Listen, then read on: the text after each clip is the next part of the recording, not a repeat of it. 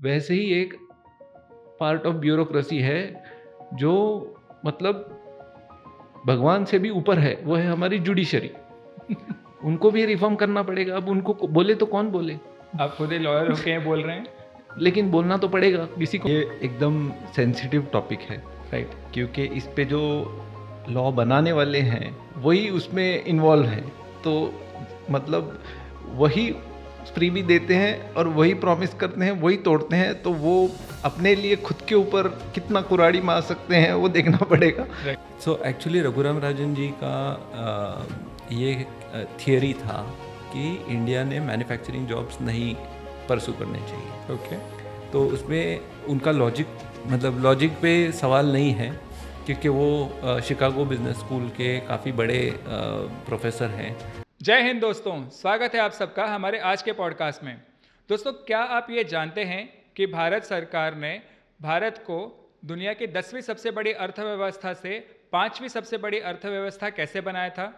और 2024 में जब मोदी जी एक गठबंधन सरकार के साथ आगे बढ़ रहे हैं, तो क्या आपको लगता है कि वो भारत को दुनिया की तीसरी सबसे बड़ी अर्थव्यवस्था बना पाएंगे? जी हाँ दोस्तों, हमारे आज के जो गेस्ट हैं उनका नाम है एडवोकेट राहुल देवधर। एडवोकेट देवधर एक इंजीनियर, एक इन्वेस्टमेंट बैंकर और हाई कोर्ट एडवोकेट हैं। आज हमारे इस पॉडकास्ट में उन्होंने ये बताया कि क्यों वो डॉक्टर रघुराम राजन के कुछ मतों से अपनी मतभिन्नता रखते हैं, और उन्होंने ये भी बताया कि भारत दुनिया की तीसरी सबसे बड़ी अर्थव्यवस्था बनने के लिए क्या करने वाला है ताकि वो अपना वो मुकाम हासिल कर पाए। तो जानने के लिए देखिए हमारा आज का पॉडकास्ट, और अगर आपको हमारा ये काम पसंद आता है तो प्लीज़ हमारे चैनल को लाइक, शेयर और सब्सक्राइब ज़रूर करें। धन्यवाद दोस्तों।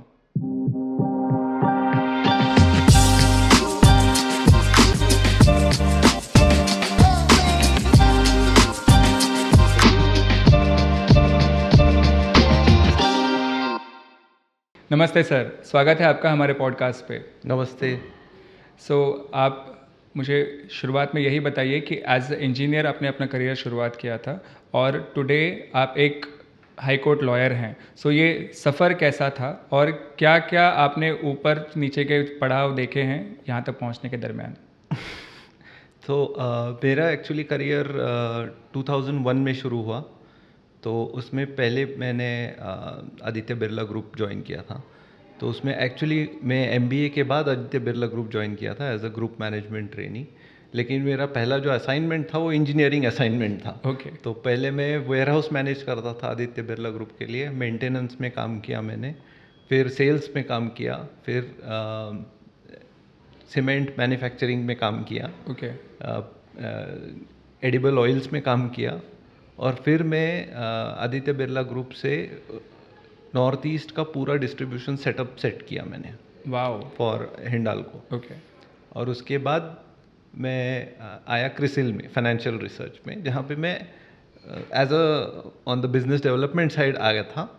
लेकिन फिर उन्होंने सोचा कि ये काफ़ी क्वेश्चन पूछता है और परेशान करता है हमारे एनालिस्ट को, तो आप एनालिस्ट बन जाओ। ओके। तो मेरे को एनालिस्ट में रोल में शिफ्ट किया, और उसके बाद मैं हेज फंड, जो इन्वेस्टमेंट बैंकिंग हेज फंड में गया था, जिसमें मैं इमर्जिंग मार्केट्स और ग्लोबल, उसको ये बोलते हैं कि स्पेशल सिचुएशंस फंड बोलते हैं, जहाँ पे जो कंपनीज में डिस्ट्रेस होता है उसके शेयर्स लेके अभी आप कुछ उसमें मैनेजमेंट या रीऑर्गेनाइजेशन करके उसमें से फ़ायदा कमा सकते हो। तो ऐसे स्पेशल सिचुएशंस फंड में हमने इन्वेस्टमेंट किया थे। ऑस्ट्रेलिया से लेके ब्राज़ील तक इन्वेस्टमेंट किए हैं। एंड उसके बाद जब 2008-9 का क्राइसिस हुआ, तो उसके बाद हमारे फंड का थोड़ा सा सिचुएशन डिफिकल्ट क्राइसिस की बात कर रहे हैं। लीमन क्राइसिस की।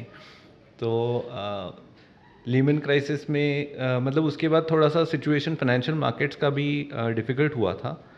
लेकिन तो हमने अल्टीमेटली वो फंड मतलब जो कंपनी थी उनको बेचना पड़ा।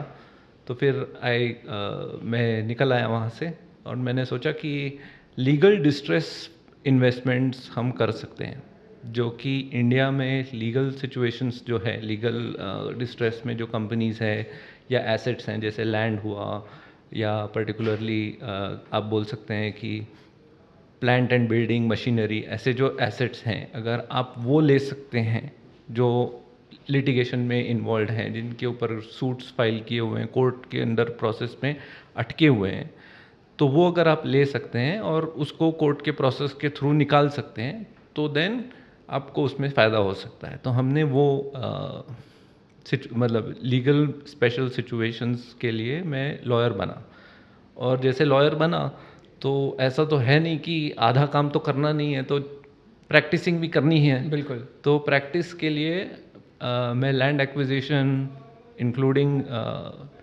कई सारे थोड़े क्रिमिनल भी और काफ़ी सारे बीच में marriage and other contract related जो लॉ है उसके ऊपर केसेस आए थे मेरे पास, तो मैं वो भी हैंडल कर रहा था। तो इसीलिए मैं थोड़ा डाइवर्सिफाइड, मतलब करते करते काफ़ी डाइवर्सिफाइड हो गया।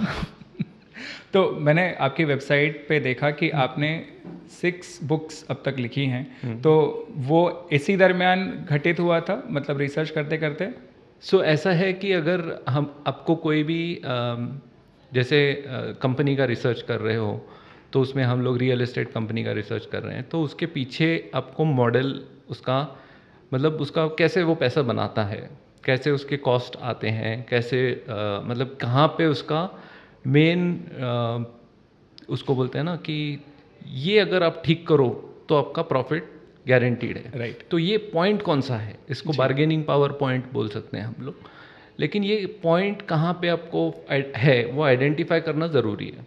तो कई बार क्या होता है, आप देखते हो कि कंपनी है वो चल रही है, लेकिन सडनली दूसरी कंपनी कुछ प्राइसिंग चेंज कर देती है और ये कंपनी डूब जाती है। Right. क्योंकि उनके पास बार्गेनिंग पावर पॉइंट नहीं होता। ओके। तो अभी रियल एस्टेट का करते हुए तो फिर बोला कि रियल एस्टेट का मॉडल बनाओ, तो हमने क्रिसिल में एक मॉडल बनाया था, तो मैंने वो अपग्रेड किया, फिर अर्बन डेवलपमेंट का मॉडल बन गया। तो एक मॉडल जो मैंने बनाया था उसको, मतलब फिलीपींस में एक मनीला का एयरपोर्ट बन रहा था उस टाइम, नया एयरपोर्ट, तो उन्होंने वो मॉडल यूज़ किया। और फिर उसके बाद मेरे को कई सारे फिलीपीन डेवलपर ने कॉल किया कि आप ये बताओ हमको, वो बताओ। मैं बोला कि समझ में नहीं आता है कि ऐसा क्या है कि आप फिलीपीन से मेरे को कांटेक्ट कर रहे हो मुंबई में। तब उन्होंने बताया कि आपका तो मॉडल यूज़ किया है हमने। तो मैंने बोला एटलीस्ट बताता तो बताना तो चाहिए था।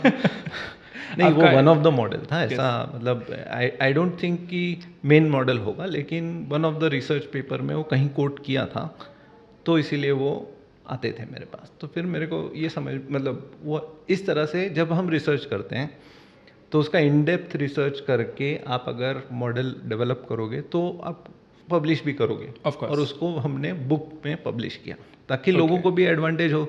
एटलीस्ट जो हम बोल रहे हैं कि अच्छे मतलब कंपनीज हैं या अच्छे रेवेन्यू स्ट्रीम्स हैं, वो कंपनीज एडवांटेज ले सकें उसका। तो इसीलिए बुक किया। Okay, so I am sure कि ये जब आप कर रहे थे अपनी जर्नी, उस दरमियान आप भारत देश की जर्नी भी मैप कर ही रहे थे, क्योंकि 2010 में भारत एक अलग मुकाम पे था। फिर 2014 में, I am not trying to act here like a Modi bhakt, पर मैं सिर्फ कोट कर रहा हूँ कि 2014 में जब बीजेपी की गवर्नमेंट आई, तब भारत 10वें पायदान पे था वर्ल्ड्स लार्जेस्ट इकोनॉमीज़ में से, और 2023 आते आते वो 5वें पायदान पे आ गया। और अभी जो हमारे प्राइम मिनिस्टर ने करंट टारगेट दिया है वो है 3rd लार्जेस्ट इकोनॉमी बनने का। तो आपने जब ये मैपिंग देखा भारत का कहाँ से कहाँ तक जा रहा है, आपको क्या लगता है कि ऐसे क्या खास चीज़ें की गई हैं जिसकी वजह से हम लोग यहाँ तक आए हैं, और आगे और क्या खास करना चाहिए?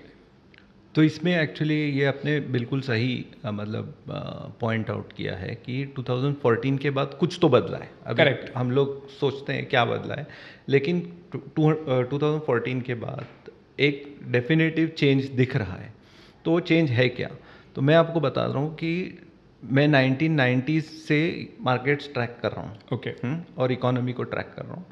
और 1990s में हमारी हालत जो है इंडिया की, वो बहुत ही बुरी हालत में थी, जिसमें हमको वो जो अपना गोल्ड रिजर्व्स हैं वो भी अपने को उसको नीलामी तो नहीं, we had to keep it on, you had to give it away, mortgage.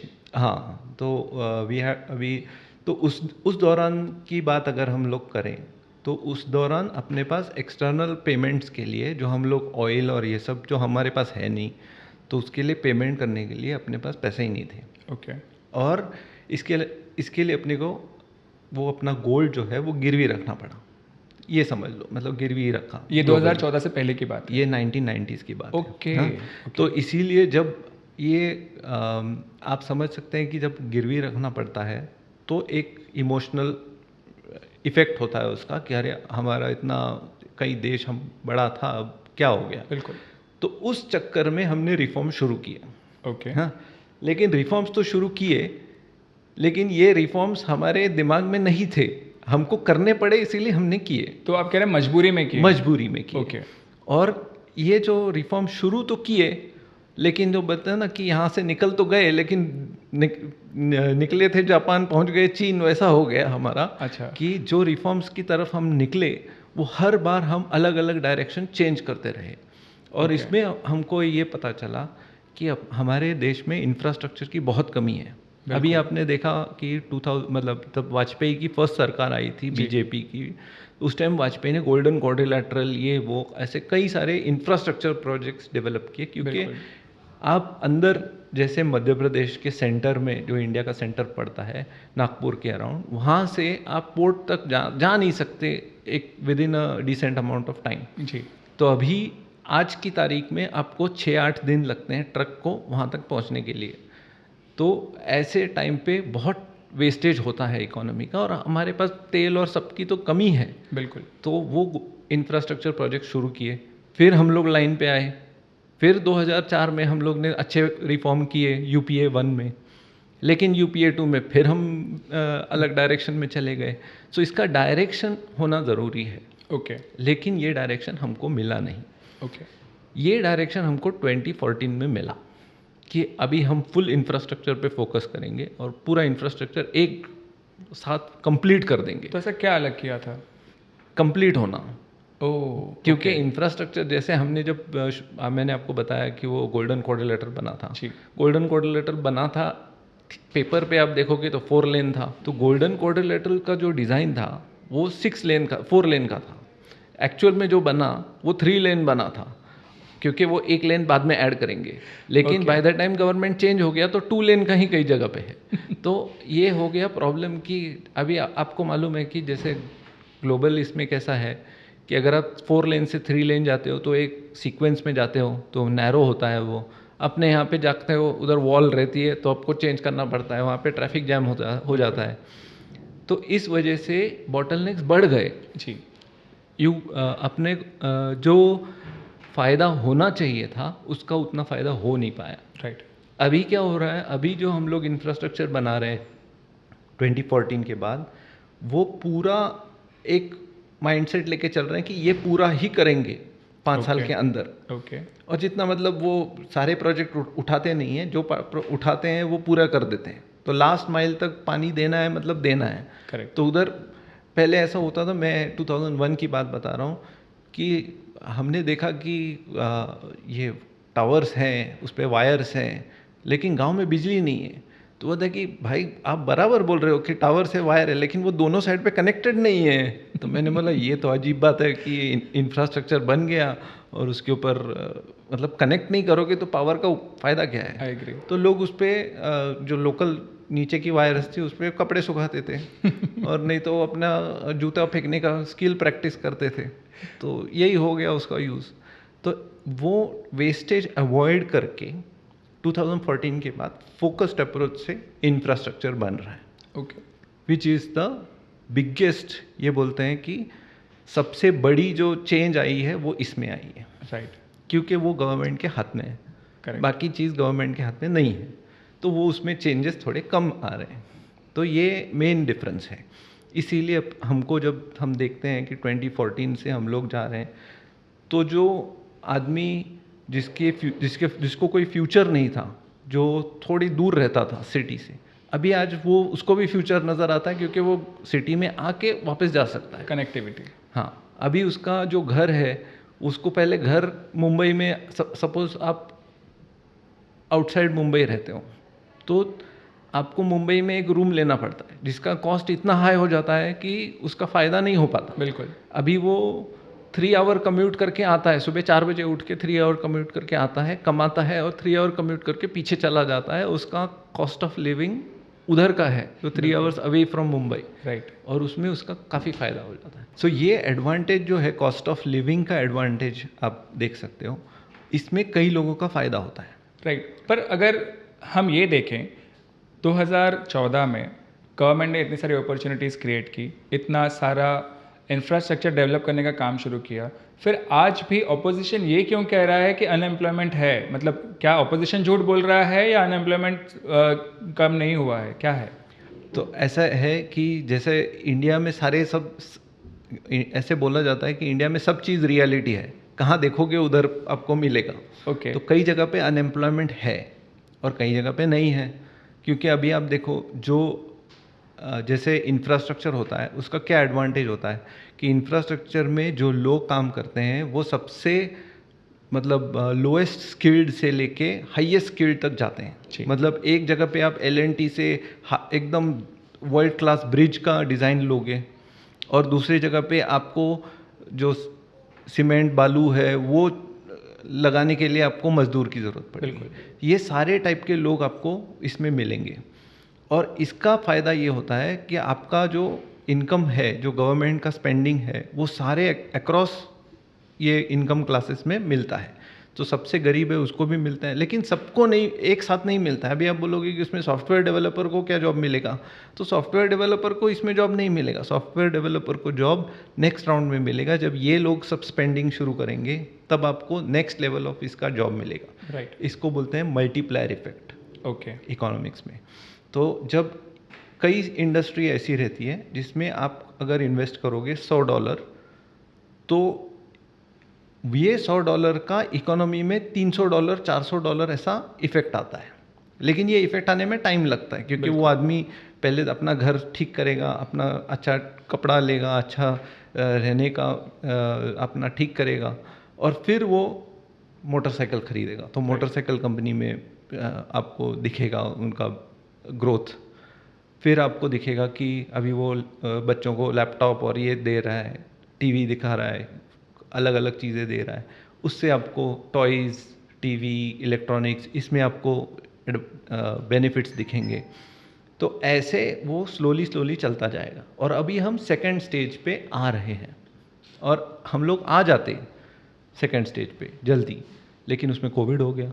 Okay. और उसके कोविड के पहले हमारे बैंक्स के इतनी हालत बिगड़ी हुई थी कि बैंक कोई लोन ही नहीं दे रहा था। तो जिसको दिख रहा है कि मेरा सैलरी अभी नेक्स्ट 10 साल बढ़ने वाला है, वो भी लोन नहीं ले सकता, क्योंकि बैंक की हालत ख़राब है। बैंक ठीक किए उतने में कोविड आ गया, और कोविड में हमको अंदाज़ा नहीं है इतनी बुरी हालत लोगों की हुई है। अभी लोगों को खाने की चिंता नहीं है, क्योंकि वो फ्री फूड, ग्रेन और ये सब सपोर्ट मिल रहा है। लेकिन अगर ये नहीं मिलता तो यहाँ पे आतंक मच जाता, सिविल वॉर। क्योंकि कई जगह पे भूखे लोग रह जाते हैं। बिल्कुल। और उनको सपोर्ट करने के लिए कोई भी योजना अगर नहीं होती तो कैसे हो जाता, मतलब। और हमारे यहाँ लोग भी कितने हैं। बिल्कुल। और हम लोग जो सोचते हैं कि एक सॉल्यूशन लाया, कि आप जो भी सॉल्यूशन हो, ये जब 140 करोड़ पे वो सॉल्यूशन एप्लीकेबल होता है तो काम नहीं करता है। जैसे जब आधार आया था तो पहली बार वर्ल्ड में टेस्ट हुआ था ये जो थियरी थी कि सबके फिंगरप्रिंट अलग होते हैं, तो आधार आया तभी आधार जब आया तभी पहली बार टेस्ट हुआ कि हाँ सबके फिंगरप्रिंट एक्चुअली अलग होते हैं, क्योंकि 1.4 बिलियन के फिंगरप्रिंट के साथ हमने देखा कि हाँ अभी अलग होते हैं, ये हम सही में कह सकते हैं।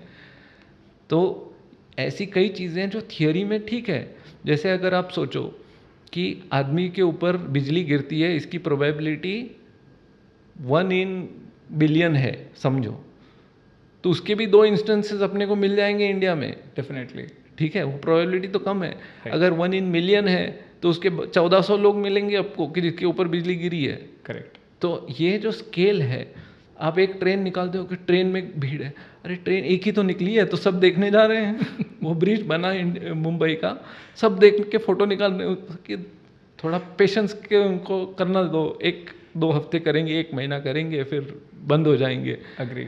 लेकिन ये भी है कि हमको देखने की आदत नहीं है। और हमारे यहाँ पे ऐसे लोग हैं जिन्होंने, जैसे मैं 2001 की बात बता रहा हूँ, हम एम्बेसडर में जाते थे और लोग बच्चे पीछे पीछे आते थे क्योंकि वो गांव में एम्बेसडर देखी नहीं थी। तो ऐसे भी गांव थे उस टाइम 2001 में, मैंने पर्सनली देखा है। तो अभी ऐसे गांव है जहाँ पे हम लोग बोलेंगे कि वंदे भारत जैसी ट्रेन है, तो लोग वंदे भारत ट्रेन को देखने के लिए ही सही वो प्लेटफॉर्म का टिकट निकाल के उस पर जाएंगे, तो प्लेटफॉर्म में तो भीड़ दिखेगी। बिल्कुल। और ऐसे कई लोग हैं जो पुरानी आदत से अंदर चढ़ जाते हैं कि नहीं, मैं उसको बाय बोलने के लिए गया था लेकिन वो ट्रेन चालू हो गई, मैं अटक गया अंदर। ये भी हो रहा है। तो हमको थोड़ा सा पेशेंस लेके थोड़ा काइंडनेस दिखाना चाहिए। ये देश ने बहुत साल तक इतना डेवलपमेंट, इतना स्पीड में देखा नहीं है। ओके। तो थोड़ा हमको पेशेंस और काइंडनेस दिखाना चाहिए, ये भी एक पॉइंट है। लेकिन इस पे कि इतना भी हमको ये जल्दी नहीं करनी है कि अरे कल उसने, जैसे हम बोलते हैं ना, पेड़ कल लगाया, आया नहीं अभी तक। अरे पेड़ लगाते हैं तो टाइम लगता है, थोड़ा टाइम आएगा। लेकिन इसका एडवांटेज ये है कि इंफ्रास्ट्रक्चर स्पेंड या ऐसे कोर एरिया में स्पेंड करने का, कि जो पेड़ आएगा वो स्ट्रांग आएगा। बिल्कुल। जब जॉब आएंगे वो स्ट्रांग आएंगे। ये नहीं कि आप आए, वो 2 दिन का उबर चलाया, फिर बोला कि अब उबर बंद, तो फिर वो जॉब का कुछ वैल्यू नहीं रहता है। कि आप उसको थोड़ा सा ये दिखाओ, पिक्चर दिखाओ, ट्रेलर दिखाओ, लेकिन पिक्चर नहीं दिखाओ, ऐसा हो जाता है। तो ये भी गलत है। अग्रीड। ओके, आपने रिसेंटली एक बहुत स्ट्रॉन्ग लैंग्वेज में पेपर लिखा है जिसमें आपने ये लिखा है कि my 8 reasons where I disagree with former RBI governor doctor Raghuram Rajan. तो ये 8 रीज़न आप एक सारांश में बताइए कि क्या है। सो एक्चुअली रघुराम राजन जी का ये थियरी था कि इंडिया ने मैन्युफैक्चरिंग जॉब्स नहीं परसू करने चाहिए। ओके। तो उसमें उनका लॉजिक, मतलब लॉजिक पे सवाल नहीं है, क्योंकि वो शिकागो बिजनेस स्कूल के काफ़ी बड़े प्रोफेसर हैं। वो वर्ल्ड बैंक के इकोनॉमिस्ट भी रह चुके हैं, इंडिया के भी चीफ इकोनॉमिक एडवाइज़र रह चुके हैं, इंडिया के RBI के गवर्नर रह चुके हैं। लेकिन उनका एक जो पॉइंट है वो बराबर है इन थियरी। जैसे बोलते हैं ना कि इन थियरी तो बराबर है, कि जैसे जो ग्रोथ हुई है उसमें जापान ने भी ये किया था कि मैन्युफैक्चरिंग जॉब्स को प्रमोट किया था। जैसे गवर्नमेंट उनको पैसा दे के कंपनीज़ को बोलती थी कि आप मैन्युफैक्चरिंग के जॉब्स लेके आओ। बिल्कुल। और वो जॉब्स लाने के लिए आप अमेरिका और यूरोप में कंपटीशन करो। राइट। तो होंडा कंपनी को बोला कि आप जाके ऐसी कार बनाओ जो अमेरिका में बिक सके, जो जनरल मोटर्स, फोर्ड, इनको बीट कर सके। तो उनको तो बीट करना आता नहीं था उस टाइम। होंडा तो आपको पता है कि राज कपूर का फेमस सॉन्ग है मेरा जूता है जापानी। यस। तो वो जापानी जो बोलता है मेरा जूता है जापानी, वो हाई क्वालिटी है इसलिए नहीं बोलता है, वो फटा हुआ है इसलिए वो जापानी बोलता है। तो उस टाइम क्वालिटी अच्छी नहीं थी उनकी। अच्छा। और वो सोचते थे कि सबसे चीप कार बनाएंगे, वो क्या बोलते हैं उस टाइम एक मटेरियल आता था कि फाइबर ग्लास, कि फाइबर ग्लास की कार बनाएंगे और वो बेचेंगे उधर। ओके। तो ऐसे करके उन्होंने शुरू किया था, लेकिन उनको समझ में आया कि लो क्वालिटी से नहीं चलेगा, हाई क्वालिटी करना पड़ेगा। उस टाइम से जापान ने इतना इन्वेस्टमेंट किया, गवर्नमेंट ने स्पॉन्सर किया उनको कि आप क्वालिटी बढ़ाओ, इम्प्रूव करो, मैन्युफैक्चरिंग में जॉब्स लाओ। तो आज टोयोटा और होंडा वर्ल्ड के बेस्ट कार्स में आते हैं, JDMs। और ये जो आपका ईवो भी है वो उसी के ऊपर है। करण शाह जो हमारे पॉडकास्ट पे आए थे, बिल्कुल, उनने भी बात की थी। वो इंजन्स के लिए जो वो इंजीनियरिंग ये चाहिए, एक्सेलेंस, वो जापान ने दिखाया। बिल्कुल। और ऐसे ही वॉच मेकिंग में, इलेक्ट्रॉनिक्स में वॉकमैन आया, सोनी का प्रोडक्ट्स देखिए आप, ये सब में जापान ने ये किया, लेकिन गवर्नमेंट ने उनको प्रमोट किया था। बिल्कुल। फिर आया साउथ एशियन टाइगर्स, उनको भी गवर्नमेंट ने प्रमोट किया। कोरिया में भी आप देखो हुंडई, ये सब उनको गवर्नमेंट ने ही प्रमोट किया। फिर आया चाइना। तो ये आप सोचो कि ये जैसे जब चाइना आया तो पता चला कि जापान और कोरिया और इन लोग ने जो किया वो जैसा गली का क्रिकेट मैच होता है वैसा है। और चाइना जब आया उसने पूरा वर्ल्ड कप लेके आया कि सब दुनिया का सब मैन्युफैक्चरिंग हम ही करेंगे। तो चाइना में इतना प्रमोशन हुआ कि आज जो आपके पैंट में जिप है या जैकेट पे जिप रहता है वो चाइना के एक विलेज में ही बनता है। अग्रीड। और उसका प्राइस इतना कम है कि अगर समझो आप 1000 पीस लेते हो तो आपको अमेरिकन या जर्मन जो जिप है वो $100 में पड़ेंगे, 1000 जिप इधर $2 में आ जाएंगे और बोलेंगे कि 1000 पे 1000 फ्री। मैंने सुना है कि वहाँ पे ऐसे भी विलेजेस जहाँ पे सिर्फ बटन्स बनते हैं बस ऐसा करके तो अभी आप दुनिया में कहीं भी जाओ आपको ये जिप बनाने वाले सब चले गए। ये अभी लोगों को ध्यान में आ गया कि ये गेम क्या है जी। तो अभी लोग बोल रहे हैं कि चाइना को बैन करो। करेक्ट। अभी इस दौरान अगर इंडिया इसमें घुस जाएगा कि भर के हमको मैन्युफैक्चरिंग करना है, यही हम मॉडल फॉलो करेंगे, तो कैसे होगा? तो ये उसका पॉइंट है रघुराम राजन। लेकिन इसमें काउंटर है कि ये थियरी में तो बराबर है, ये तो मतलब आप जैसा मैंने आपको अभी एक्सप्लेन किया, आपको तो बराबर ही लगा होगा कि ये तो बराबर बोल रहा है। राइट। और ये बराबर ही है इन थियरी। प्रैक्टिस में ऐसा है कि इंडिया में अभी जो पीक पॉपुलेशन पे है हम लोग, और ये लोगों को आपको 2050 2060 तक बेस्ट जॉब्स देने हैं। इनको परमानेंट मैन्युफैक्चरिंग में नहीं रखना है, लेकिन जॉब तो देने पड़ेंगे। बिल्कुल। नहीं तो ये क्या करेंगे? अपने पास टाइम नहीं है। ये अगर आप 2001 में बोलते तो बिल्कुल सही था, लेकिन अभी ऐसा सिचुएशन है कि वी डोंट हैव टाइम।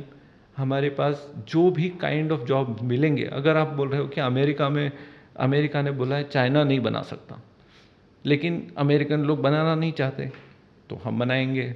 बिल्कुल। 5 साल के लिए बनाएंगे, फिर बंद कर देंगे फैक्ट्री, कोई बात नहीं, हम कुछ और ढूंढ लेंगे। लेकिन वो 5 साल के लिए तो हमारे बच्चों को जॉब मिलेगी। करेक्ट। और जॉब का इम्पोर्टेंस एक है, जॉब के साथ जो नॉलेज आती है, ये जिप बनाने की नॉलेज या बटन बनाने की नॉलेज या कार बनाने की नॉलेज या इलेक्ट्रॉनिक व्हीकल्स बनाने की, या आप सोचो सेमीकंडक्टर बनाने की नॉलेज, ये जब नॉलेज आएगी तो हमारे लोग वो कुछ और ही डिज़ाइन कर देंगे। बिल्कुल।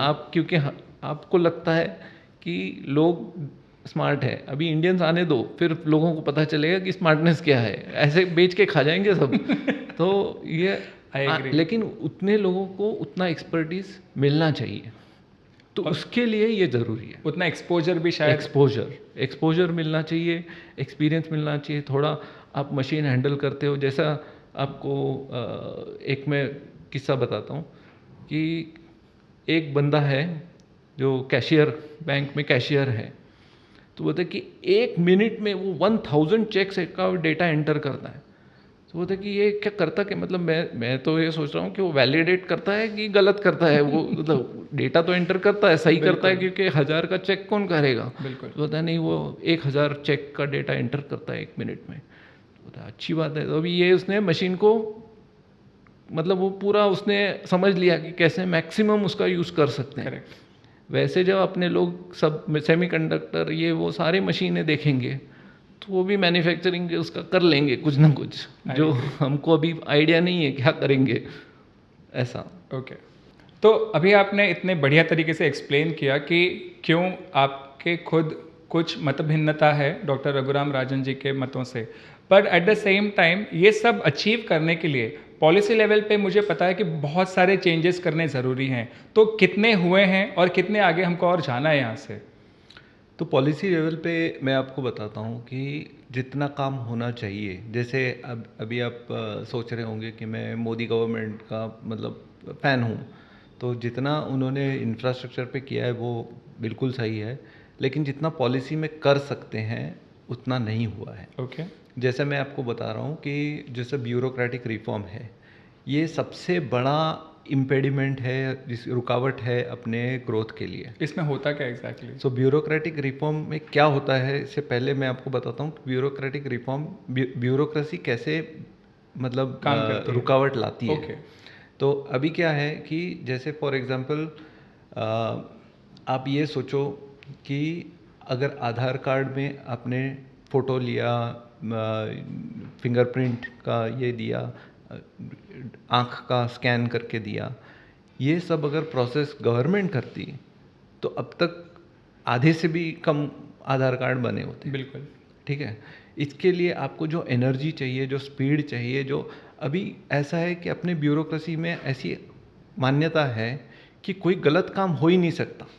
ठीक है, मतलब you can not make mistake, आप कोई गलती नहीं कर सकते। ओके। तो ऐसी एक कहावत है, अमेरिका के प्रेसिडेंट रहे हैं, उनका कहना था कि ऐसा ही आदमी कोई गलती नहीं करता जो कोई काम ही नहीं करता। क्योंकि आप काम करोगे तो गलतियां तो होंगी। बिल्कुल। और ये प्रिंसिपल जो है ये अपने ब्यूरोक्रेसी को समझ में ही नहीं आता। ओके। अभी आप देखो, अभी आप कोई भी अपना मेमोरी में से इंसिडेंट लो कि आप गवर्नमेंट ऑफिस गए हो और आपने जो काम सोच के गए थे वो पहले राउंड में, मतलब एक विजिट में आपका काम हुआ है। आज तक मेरा काम एक विजिट में कभी नहीं हुआ है। ओके। ठीक है। कल मैं एक मैं अपना ड्राइविंग लाइसेंस का परमिट बनाने गया था, तो वो जो आरटीओ चीफ है उन्होंने मेरे को बताया कि आज तक ऐसा मेरे को कोई नहीं मिला जो ये आरटीओ का फॉर्म फर्स्ट टाइम में पूरा विदाउट मिस्टेक भर के दिखाए। वाह। और वो बोलते हैं कि मैं भी नहीं कर सकता। तो सिचुएशन ऐसी है कि वो भी जानते हैं और वो इंटेलिजेंट है और वो चेंज देखना चाहते हैं, इसीलिए वो अप्रिशिएट कर रहे हैं कि इसमें ये कमी है। बिल्कुल। तो ये क्यों है, इतना ऐसा फॉर्म बनाया है क्यों? आप कोई भी लॉ पढ़ो, आपको समझ में ही नहीं आएगा कि ये आपके फेवर का लॉ है या आपके अगेंस्ट का लॉ है। इसीलिए आप वकील को पूछने जाओगे, दो वकीलों को समझ में नहीं आता कि ये लॉ मेरे फेवर में है या आपके फेवर में है। तो कई बार ऐसा होता है कि कोर्ट में कोई जजमेंट देता है तो बोलना पड़ता है कि सर ये जजमेंट मेरे ओपोनेंट ने दिया है लेकिन ये मेरे फेवर में है, आप रीड करो। तो जज बोलता है कि ये क्या हो रहा है। लेकिन ऐसे ही सिचुएशन ब्यूरोक्रेसी में हर स्टेज पे है। अगर आप जाओगे, मैं आपको एक एग्जांपल देता हूँ कि पेंशन के लिए आपको लाइफ सर्टिफिकेट देना पड़ता है। बिल्कुल। एक हमारे क्लाइंट थे जो 2-3 साल से मतलब बाहर देश में थे, तो वो लाइफ सर्टिफिकेट नहीं दे पाए। उन्होंने 2021 की बात है शायद, तो ये 2022 में उन्होंने अपना लाइफ सर्टिफिकेट दिया। तो बोलते हैं आपने 2018 का लाइफ सर्टिफिकेट किधर दिया? तो मैंने बोला उन्होंने बोला कि 2022 का लाइफ सर्टिफिकेट आप उसमें जोड़ो। तो बोलता है कि वो नहीं चलेगा क्योंकि वो 2022 का है, 18 का चाहिए, 18 का अलग चाहिए। तो अभी जो आदमी 2022 में ज़िंदा है वो 2018 में कैसे मर जाएगा? तो ये इनका अभी ऐसे कई सारे कॉमेडी होते रहते हैं जी। ठीक है। अभी ऐसी सिचुएशन में आपको लोगों को फैसिलिटेट करना है। लोग भागना चाहते हैं, ग्रो करना चाहते हैं, उनको कमाना चाहते हैं, अपना प्रॉस्पेरिटी बढ़ाना चाहते हैं, इनकम बढ़ाना चाहते हैं। इनमें आप रुकावट डाल रहे हो। बिल्कुल। अभी फार्म लॉज में भी यही सिचुएशन है। वो हम कहीं किसी अलग कहीं नेक्स्ट इसमें कहीं डिस्कस करेंगे। लेकिन सिचुएशन ये है कि अगर आपको जॉब करना है, आपको सर्टिफिकेट चाहिए, सर्टिफिकेट लेना है तो आपको वो एग्ज़ाम देनी है, एग्ज़ाम में पेपर लीक हो जाते हैं, फिर आपका डिले हो जाता है। तो ये हर जगह पे जो है ब्यूरोक्रेसी आपको इंटरफेयर करती है। ओके। अभी नरेंद्र मोदी ने आधार में अब क्या किया है आप देखो। उन्होंने ब्यूरोक्रेसी को रिफॉर्म नहीं किया। ओके। उन्होंने ब्यूरोक्रेसी को बाईपास किया। ओके। उन्होंने डायरेक्ट बेनिफिट दिया, डायरेक्ट बेनिफिट ट्रांसफ़र थ्रू आधार, जैम, ट्रिनिटी, लेकिन ब्यूरोक्रेसी है ही नहीं, इसीलिए तुमको सब आपको बेनिफिट मिलता है। Right. अगर ब्यूरोक्रेसी होती तो आपको नहीं मिलता। ओके। तो ये सिचुएशन रिजॉल्व नहीं की है, ये ओवरकम की है थ्रू टेक्नोलॉजी, यूजिंग अलग अलग ढंग से उसको बाईपास किया है। राइट। इंफ्रास्ट्रक्चर में जो मंत्री है वो इनके पीछे पड़े रहते हैं ब्यूरोक्रेट्स के कि आप काम करो, फ़ोन करते हैं। कई ने फर्स्ट टर्म 2014-15 की बात है कि मोदी खुद फ़ोन करते थे कि ये लैंड एक्वायर हुआ कि नहीं, ये ब्रिज बना कि नहीं, क्योंकि वो नेशनल सिक्योरिटी का इशू है। तो इस वजह से वो प्रोजेक्ट्स टाइम पे डिलीवर हो रहे हैं। लेकिन इसका मतलब ये नहीं कि ब्यूरोक्रेसी सुधर गई है। तो ब्यूरोक्रेसी का प्रॉब्लम दो हैं। एक तो है कि जो अच्छे ब्यूरोक्रेट्स हैं, जो अच्छे मतलब लोगों की मदद करना चाहते हैं, सेवा करना चाहते हैं, वो खुद उनके पीछे ये पड़ जाती है ब्यूरोक्रेसी। जैसे मैं आपको एक एग्जांपल देता हूँ।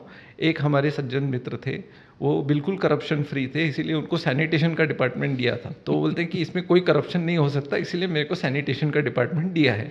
तो वो लेकिन बोल रहे हैं कि मैं 2-3 हफ्तों से मेरा कंप्यूटर बंद है। तो बोलते कि कंप्यूटर चालू है, मैं इंजीनियर हूँ, मेरे को मालूम है कंप्यूटर चालू है, माउस का प्रॉब्लम है। लेकिन मैं अगर माउस लेके आऊँगा तो बोलेंगे कि आप 500 रुपये का माउस कैसे लेके आए, आपने 3 टेंडर मंगाए क्या, आपने वो ये किया क्या, तो आप एक्सप्लेनेशन दो। तो बोलते कि उस एक्सप्लेनेशन में मेरा इतना टाइम जाएगा कि मैं 3 हफ्ते से बैठा हूँ कि वो माउस देंगे तब मैं आगे का काम करूँगा। क्योंकि उन हैरेसमेंट, इसको बोलते हैं हैरेसमेंट।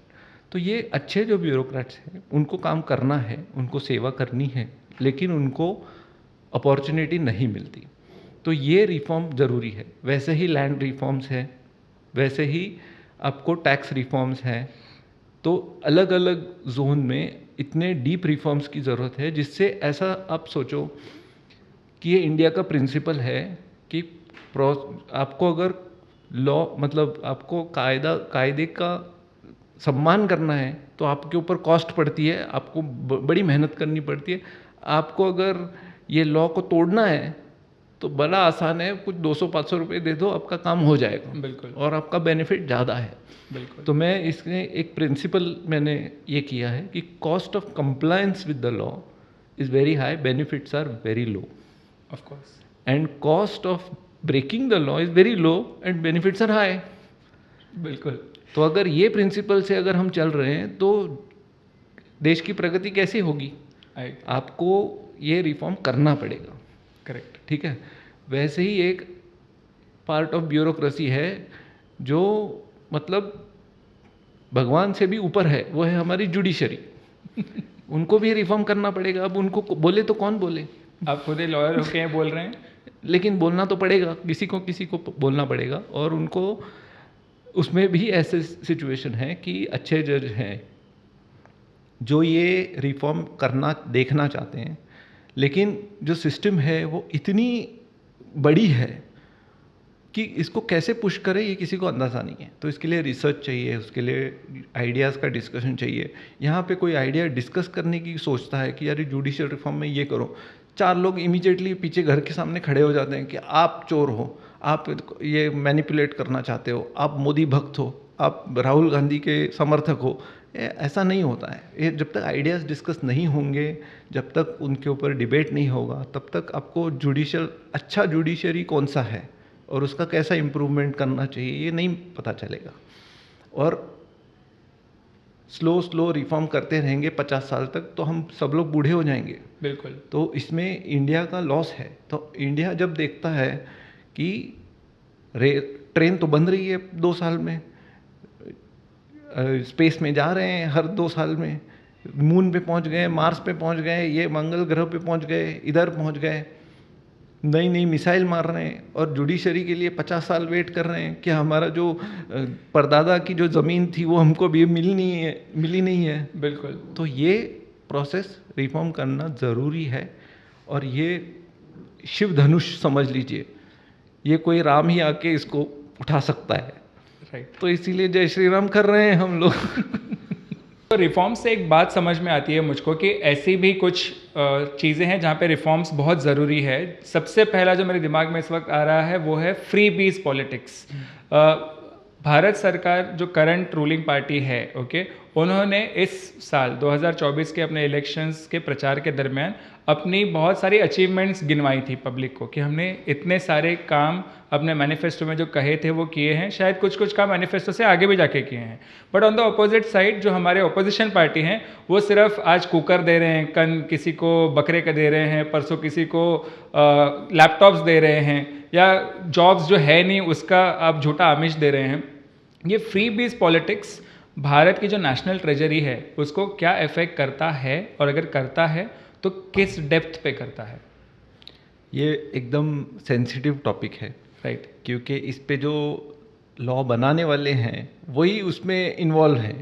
तो मतलब वही फ्री भी देते हैं और वही प्रॉमिस करते हैं, वही तोड़ते हैं। तो वो अपने लिए खुद के ऊपर कितना कुराड़ी मार सकते हैं वो देखना पड़ेगा। राइट। लेकिन आप बोल रहे हैं वो बिल्कुल सही है कि फ्रीबीज का जो सिस्टम है उसमें बड़ा उसको बोलते हैं कॉम्प्लिकेशंस, जो फाइनेंशियल कॉम्प्लिकेशंस ज़्यादा है।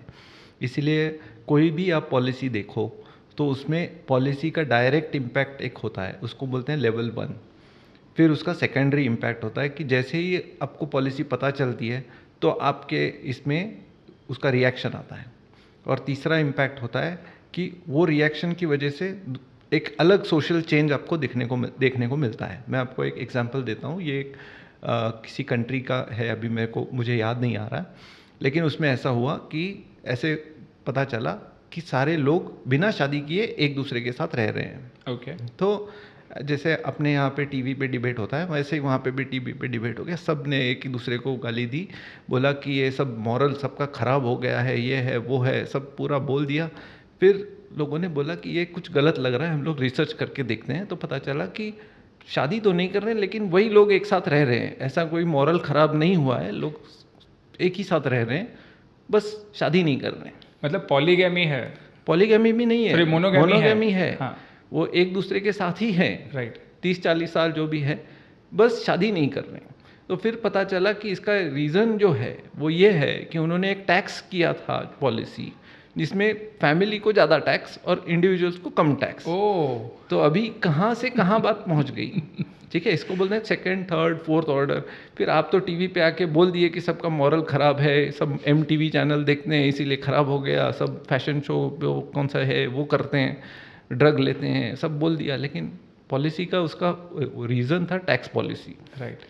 वैसे ही जब आप फ्री भी देते हो तो आपको लगता है कि मिल गई हमको पैसे, लेकिन वो पैसे गवर्नमेंट के पास खुद के कोई पैसे है नहीं। बिल्कुल। तो there is nothing called as free. ऐसी कोई चीज़ ही नहीं है जो फ्री है, ये किसी और के पॉकेट में से आने वाली है, मतलब वो टैक्स पेयर। तो वो नेशनल ट्रेजरी पे कितना डीप इम्पैक्ट होता है? तो मैं आपको दूसरी चीज़ उसमें बोलता हूँ कि ये समझ लो आप कि जब वो फ्री भी आपके एक पॉकेट में डाल रहे हैं 100 रुपया, तो आपके दूसरे पॉकेट से 300 रुपया निकाल रहे हैं। Oh my God. ठीक है, अभी मैं आपको बोलता हूँ उसका रीज़न, अभी एग्जांपल देता हूँ कि जैसे अभी तेलंगाना में फ्री बस ऑफर हो गई, ठीक। तो अभी L&T ने बोला कि उनका जो प्रॉफिटेबिलिटी हो गई मेट्रो रेलवे की वो कम हो गई। वो बोल रहे कि हमारे अभी रिटर्न नहीं आ रहे हैं पैसे के, तो we will have to sell this and वो हमको बेच के घर जाना पड़ेगा, तो अभी मेट्रो बंद हो जाएगी। अब जो लोग मेट्रो से जा रहे थे उनको अभी वो फ्री बस में घूमना पड़ेगा जिसमें इतनी भीड़ लगती है। बिल्कुल। दूसरी चीज़ बताता हूँ कि इससे इकोलॉजी और ये इसमें भी इम्पैक्ट होता है। जैसे पंजाब में फ्री इलेक्ट्रिसिटी फॉर एग्रीकल्चर ऐसा एक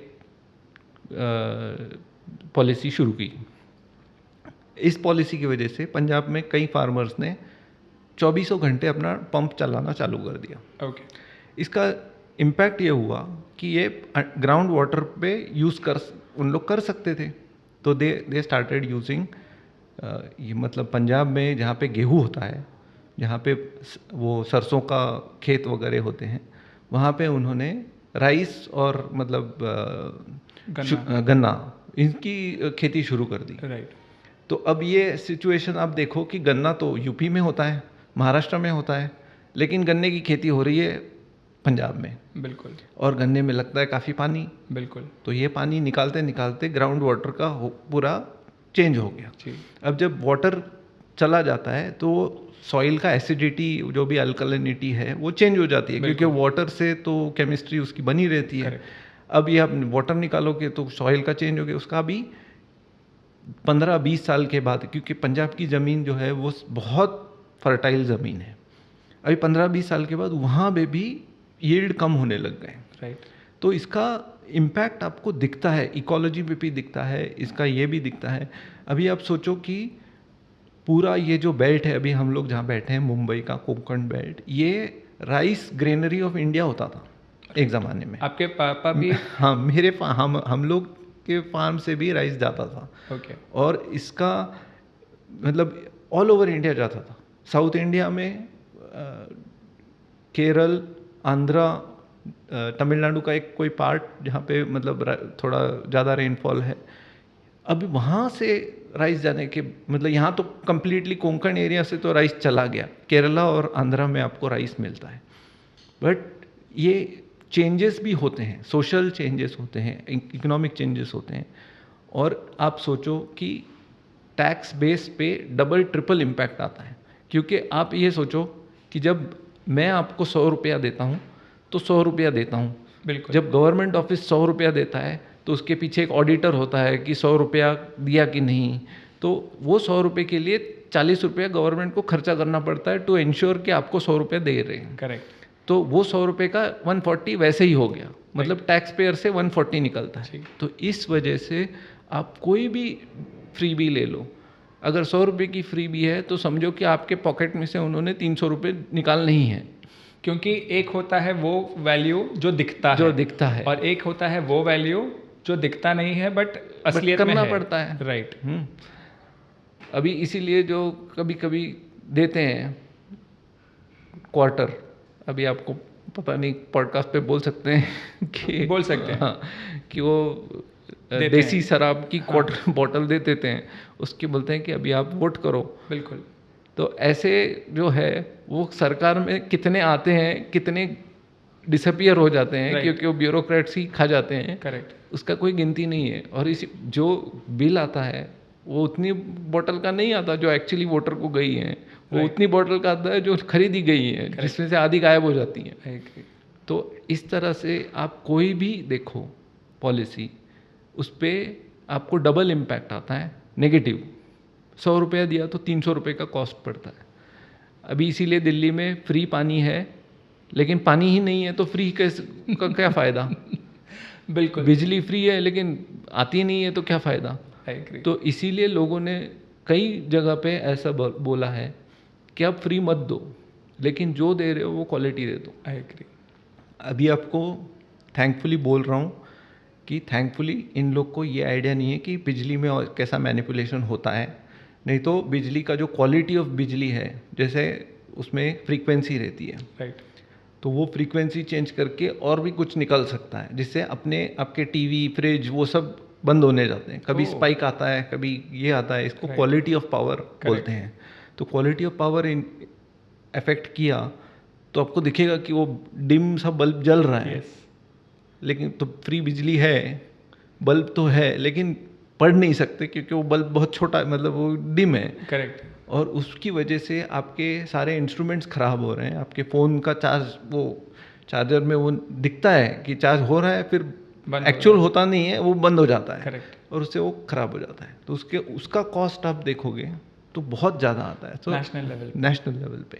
तो इसीलिए जब भी कोई फ्री बोलता है तो समझ लेना कि ये हमसे टोपी लगा के ऐठने के 100 रुपये के बदले 300 रुपये निकाल रहा है। बिल्कुल। सो आपने कहा कि जो पॉलिसी मेकर्स हैं वही फ्रीबीज दे रहे हैं, इसलिए शायद पॉलिसी लेवल पे वो नहीं काम करते हैं।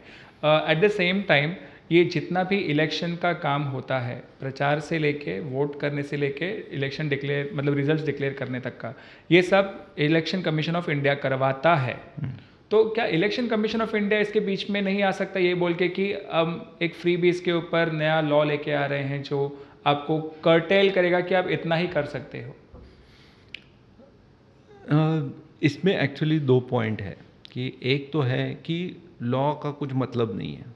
ओके। क्योंकि ये जो है इलेक्शन कमीशन, इसको मालूम है कि ये जो इलेक्टेड हो के जो कर रहे हैं यही उनके बॉस बनने वाले हैं। ठीक है, तो लॉ का है नहीं। लेकिन अगर आप सोचो कि एक हो सकता है कि सपोज कॉन्स्टिट्यूशन में ही डाल दिया जाए। एग्जैक्टली। तो फिर ना कोई कर सकता है, कुछ होगा तो आप सुप्रीम कोर्ट जा सकते हैं, ये देखो मिस्चिफ कर रहे हैं। करेक्ट। कुछ फ्री भी दे रहे हैं, लेकिन उसमें भी प्रॉब्लम है क्योंकि जो लॉ है और जो एक्चुअल में हो रहा है उसमें ज़मीन आसमान का अंतर रहता है। जैसे कि आपको बोलो कि आपको फ्री राइट टू फूड है, राइट। तो राइट टू फूड मतलब क्या, कि आपको कौन सा फूड मिलेगा पता नहीं। तो फूड तो है, फ्री भी नहीं मिलेगी, लेकिन कुछ और उनको स्कीम बना के देंगे क्योंकि उसको वर्ड तो करना पड़ेगा। तो अभी कैसे करेंगे? तो इसलिए प्रिंसिपल जो है ये लोगों को समझ में आना चाहिए कि प्रिंसिपल क्या है, ये कौन हमको फ्री भी दे रहा है। इसके लिए अभी आपको आप लोग तो यंग हो, लेकिन हमारे ज़माने में एक सिविक्स का क्लास होता था कि सिविक्स में होता है इंडिया इज़ अ रिपब्लिक, ये सब हम लोग को इतने इतने स्टेट्स हैं, ये स्टेट के कैपिटल हैं, ऐसा सब सिखाते थे। लेकिन सिविक्स में ये सिखाने का ज़रूरी है। ये सिविक्स है असली, कि वोट करना है, कैसे वोट करना है, वोट में क्यों आपका रिप्रेजेंटेटिव कौन है। यहाँ पे ऐसा चीज़ है कि आपको ये मालूम नहीं है म्यूनसिपैलिटी का इलेक्शन है तो मोदी क्यों नहीं आया। अरे म्यूनसिपैलिटी का इलेक्शन है आपका, आप मतलब पूरा भी ये स्टेट लेवल का भी इलेक्शन नहीं है, लेकिन ऐसे सिचुएशन है। और बोलते हैं कि नेशनल इलेक्शन में हमारे यहाँ कचरा इतना है। अरे नेशनल लेवल का नहीं है, वो म्यूनसिपैलिटी का इशू है। Correct. आप उधर रेस करो। तो लेकिन ये क्या है, ये एजुकेशन का पार्ट है, इसको प्रबोधन बोलते हैं। I'll hold you here। मुझे याद है इसी चेयर पे डॉक्टर मनीषा कांडे यहाँ पे आए थे, जो कि करंटली शिवसेना में है, और उन्होंने एक बहुत ब्यूटीफुल चीज़ कही थी। उन्होंने कहा था कि पब्लिक को ये समझ में आना चाहिए, ठीक है, कि ये जो इलेक्शन हो रहा है लोकसभा का, ये गटर वाटर मीटर का इलेक्शन नहीं है। So as you rightfully stated, उन्होंने भी ये कहा था कि जब तक पब्लिक को यही समझ में नहीं आएगा। नहीं, लेकिन पब्लिक को समझाएगा कौन? हम, क्योंकि पब्लिक को गलत समझाएगा, कौन समझा रहा है?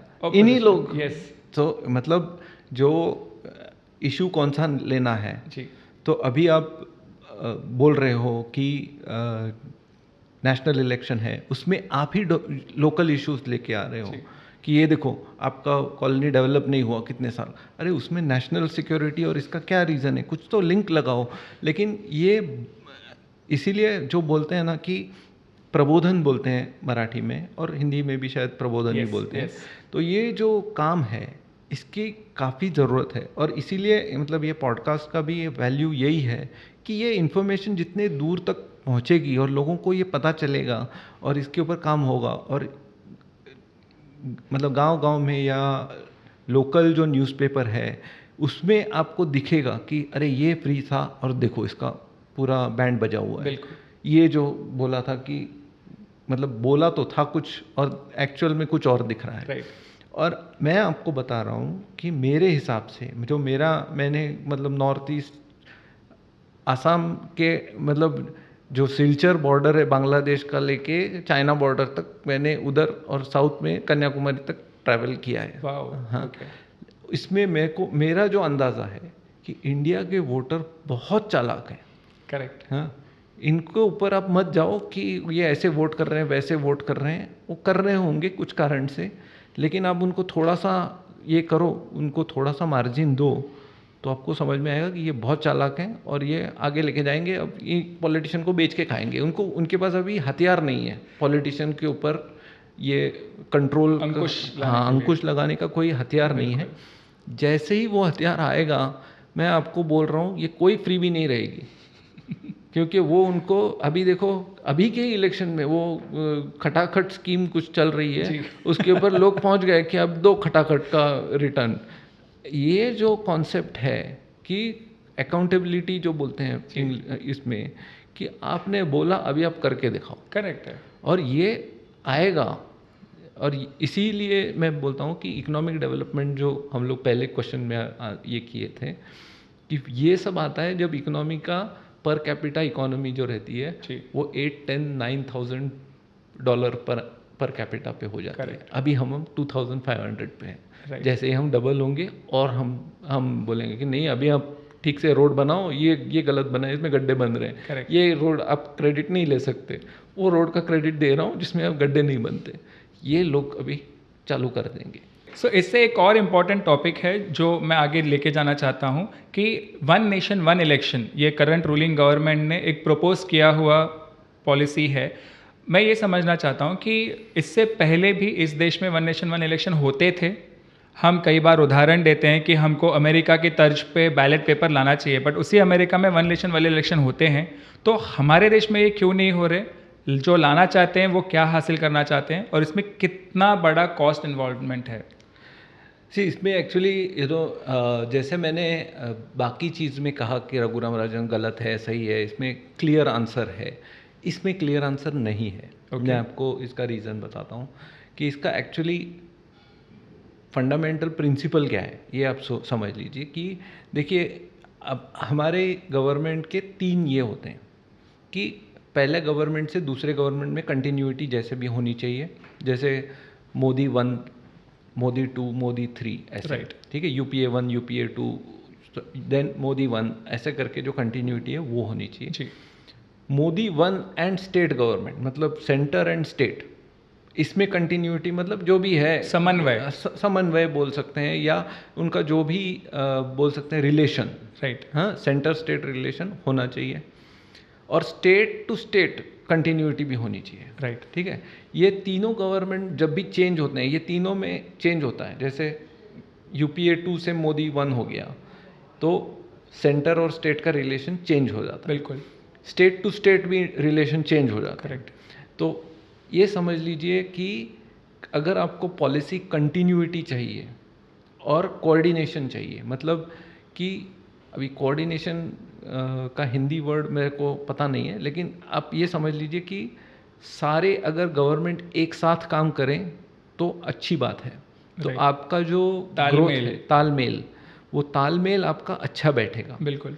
तो सेंटर और स्टेट का तालमेल होना चाहिए, सेंटर की जो पहली गवर्नमेंट है जो जा रही है और नई आ रही है उसमें तालमेल होना चाहिए। बिल्कुल। तो ये सब के लिए सबसे आसान तरीका ये है कि हर 5 साल के बाद सभी चेंज हो जाएं। करेक्ट। तो उसमें क्या होगा कि आपकी जो अगर ये सब तालमेल किस चीज़ पे होना चाहिए कि लोगों की इच्छा से होना चाहिए। बिल्कुल। तो लोगों की इच्छा आपको समझो 2000 साल में समझ गई, तो उस हिसाब से फिर उनको 5 साल में वो उसका इम्प्लीमेंटेशन होगा। फिर 2005 में आप फिर लोगों की इच्छा जानेंगे कि ये सही कर रहे हैं या गलत कर रहे हैं। लेकिन जो भी होगा उसमें कम से कम डिस्टर्बेंस होगा। ये इसके पीछे ये प्रिंसिपल है। ओके। लेकिन होता क्या है कि गवर्नमेंट टिकती नहीं है, वो एक प्रैक्टिकल प्रॉब्लम है। कोई एमपी ये पार्टी छोड़ के वो पार्टी चला जाता है और उसमें से गवर्नमेंट गिरती है। तो इसके लिए एक सॉल्यूशन सुझाया गया था कि फिक्स टर्म रखेंगे। जो भी गवर्नमेंट आएगा, सपोज आज आपने कांग्रेस पार्टी ने बोल दिया कि हम लोग मेजॉरिटी में है, तो कांग्रेस की गवर्नमेंट 5 साल टिकेगी, उसके एमपी छोड़ के जाएं, हाँ जो भी हो, तो 5 साल टिकेगी। तो अगर ये करना है, सब समझो, एक आप सोच के चलो कि ऐसी कोई गवर्नमेंट आ गई जो पूरे देश के अगेंस्ट काम कर रही है, तो उनको तो हमको निकालना चाहिए। तो उसके लिए कुछ मैकेनिज्म चाहिए। तो उसके लिए भी मैकेनिज्म दिया हुआ है कॉन्स्टिट्यूशन में, जिसको बोलते हैं रिकॉल। ओके। तो आपका जो एमपी है, अगर कई सारे लोग एक साथ आ जाएं और पार्लियामेंट में अर्जी दें कि ये हमारा जो एमपी है ये अभी चोर निकला है, इसको वापस ले लो, उसका इलेक्शन कैंसिल कर दो, तो ये होता है। लेकिन अभी हमारे यहाँ पे कभी ये प्रोसीजर यूज़ की गई नहीं, कभी नहीं यूज़ हुई है। और ये लोगों में भी अज्ञान है। और इसी के लिए, क्योंकि अभी क्या है कि आपको एक परसेंटेज की चाहिए होता है। जैसे समझो कि 1000 लोगों का आपका कॉलोनी है, तो कॉलोनी के इलेक्शन में अगर 500 लोग बोलेंगे कि जो हमारा चेयरमैन है, सेक्रेटरी है, वो गलत है, तो फिर उसको मतलब रिज़ाइन करना पड़ता है, ठीक है, वो उसका इस्तीफ़ा मिल जाएगा आपको। लेकिन अगर 2 लोग बोलेंगे कि ये चोर है, तो नहीं मिलेगा। अभी सिचुएशन ऐसी है कि हर कॉन्स्टिट्यूएंसी में 30 से 50 लाख का पॉपुलेशन है। राइट। तो अभी 20 लाख सिग्नेचर लाएंगे कहाँ से आप? करेक्ट। और आपको तो मालूम है कि कुछ भी आप बोलो कि ये मैंने वाइट शर्ट पहना है, इस बेसिस पे भी आप 20 लाख सिग्नेचर नहीं ला सकते। ये तो अरे दिख रहा है फोटो में, नहीं वो येलो दिख रहा है मेरे को, वो क्रीमिश है, वो बोलेगा नहीं वो ऑफ वाइट है, वो बोलेगा कि नहीं ये तो वाइट है, वो बोलेगा ऑक्सफोर्ड वाइट, ऐसा करके 500 व्यूज आएंगे और आपको नहीं मिलेगा वो। राइट। ठीक है। तो इस वजह से वो जो मैकेनिज्म्स हैं वो अभी फिर से आप सिविक्स में सिखाएंगे तो हो जाएगा, लेकिन इसके लिए कितना मेहनत करना पड़ेगा। तो आज की तारीख में ये मैकेनिज्म्स अवेलेबल नहीं है। तो लोग भी चालू हैं, लोगों ने सोचा कि ऐसा है तो मैं आपको, अगर आप सेंटर में ये कर रहे हैं तो मैं आपको स्टेट की इलेक्शन में हरवा दूंगा। हाँ, आप स्टेट में कुछ गड़बड़ कर रहे हैं तो मैं आपको म्यूनसिपल इलेक्शन में हरवा दूंगा या सेंटर में हरवा दूंगा। तो लोगों ने ये इलेक्शन का जो 1 इलेक्शन पर 5 years ऐसा जो था, वो अभी हर 2-3 साल के बाद इलेक्शन आता है, वो लोग यूज़ करते हैं और लोग इनको डंडे करते हैं। बिल्कुल। तो इस वजह से क्या हो गया है कि वो एक मैकेनिज्म बन गया है लोगों को अपने व्यूज़ देने का। राइट। इलेक्शन मतलब सब व्यूज़ आ जाते हैं। करेक्ट। तो अब ये गलत है सही है, अभी जैसा है ना कि ये तो गलत यूज़ है उसका, लेकिन उसकी वजह से सही चीज़ हो रही है अभी तक। तो गवर्नमेंट को भी थोड़ा लगता है कि अरे हम लोग गलत कर रहे हैं तो इन लोग हमको स्टेट में वोट नहीं मिलेगा। बिल्कुल। तो ये प्रोसेस में इसीलिए कन्फ्यूजन है। तो अभी अगर लोगों का एजुकेशन बढ़ गया, अगर हम लोगों में ये जानकारी पहुंच गई कि अगर ये सेंटर वाला मिसचिफ कर रहा है तो हम लोग सेंटर को रिकॉल करेंगे, करेक्ट, एमपी को। लेकिन स्टेट में अगर वो अच्छा काम कर रहा है तो उसको रहने देंगे। राइट। तो नहीं तो क्या होता है कि इसकी टोपी उसके सर, तो वैसा हो गया है कि इसका जो ये गलती करेगा एमपी और एमएलए उसका ये भेजे, हर जाना भुगतेगा। यस। तो ये अभी हो रहा है, वो गलत है बट उससे कुछ तो अच्छा सिग्नल, उसमें कुछ सिग्नल है ऐसा, तो इसलिए ये कन्फ्यूजन है। तो इसका मतलब आइडियली अगर हो गया वन नेशन वन इलेक्शन, तो उसमें थोड़े बेनिफिट्स मिलेंगे और ये थोड़े डिसएडवांटेज होंगे।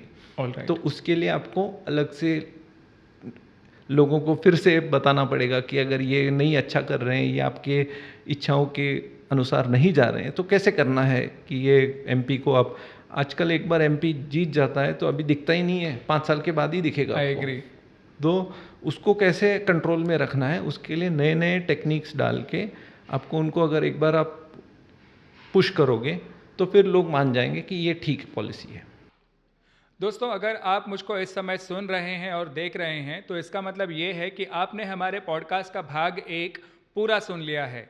ये पॉडकास्ट बहुत लंबा होने के कारण हमने इसको 2 भागों में बांटा हुआ है और आप इस पॉडकास्ट का दूसरा भाग बहुत ही जल्द सुन पाएंगे। तो तब तक के लिए हमारे चैनल को आप लाइक, शेयर और सब्सक्राइब ज़रूर कर लें। धन्यवाद दोस्तों।